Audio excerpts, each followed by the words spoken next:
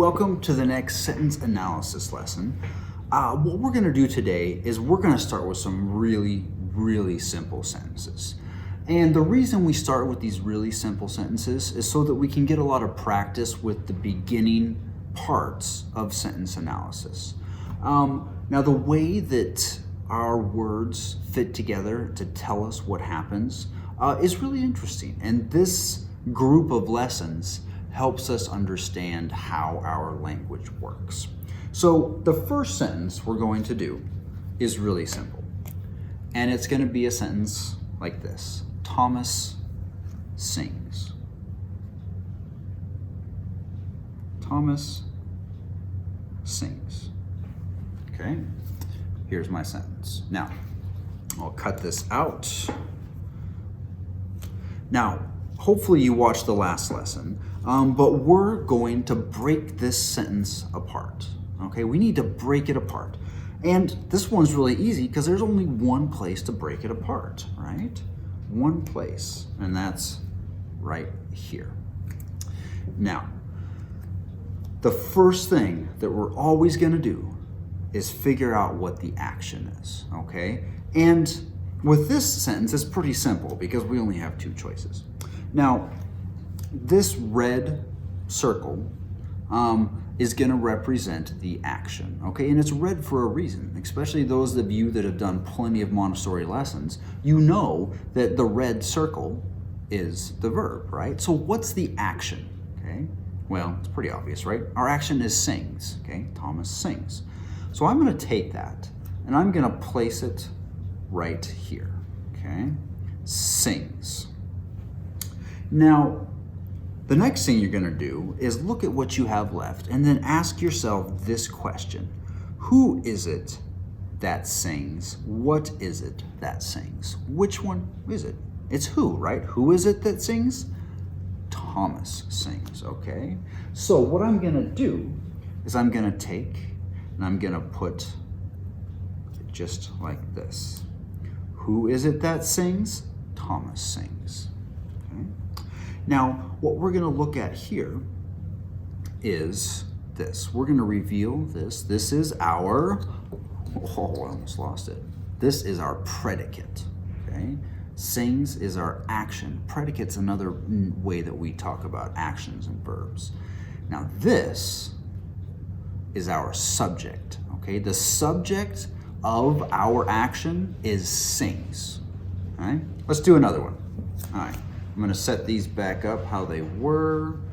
Had it just like this. Let's do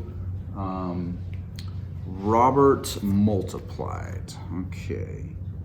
Robert multiplied. Okay. All right. Robert multiplied. Here we go. Now, there's only one spot that we can cut this one up, right? Right down the middle. Now, let's take a look.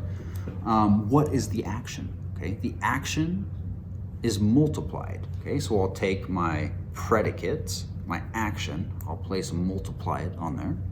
And then whatever I have left, I'm gonna ask the question, what is it that multiplied? Or who is it that multiplied? Well, Robert multiplied. Okay. Place it right here, like this. There we go. Now, let's take a look. Our predicate is multiplied. Who is it that multiplied? Robert, which is our subject. Okay. Now, you might be asking yourself, Mr. Coughlin, how do I do follow-up work on this at home? Well, let me show you. Now, as long as you have some colors, you can draw this stuff out. And let me grab some colors and I'll show you what we can do.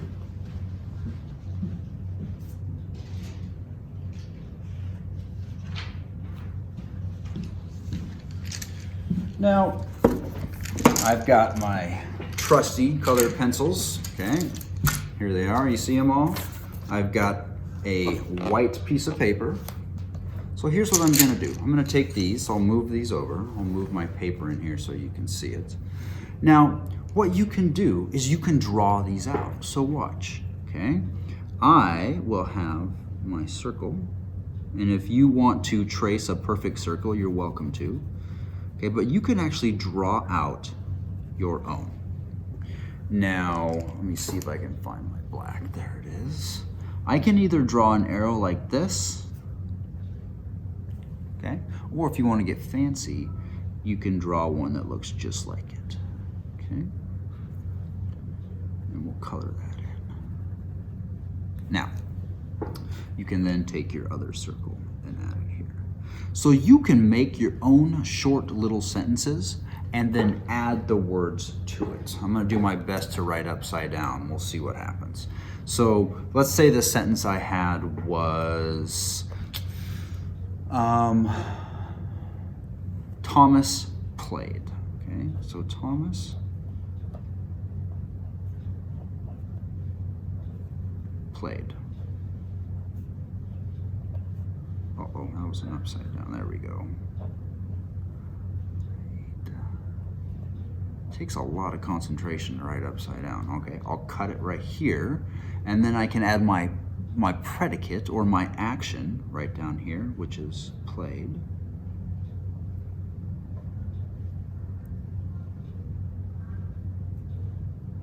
Okay, and then my subject, remember, it was the subject, is Thomas.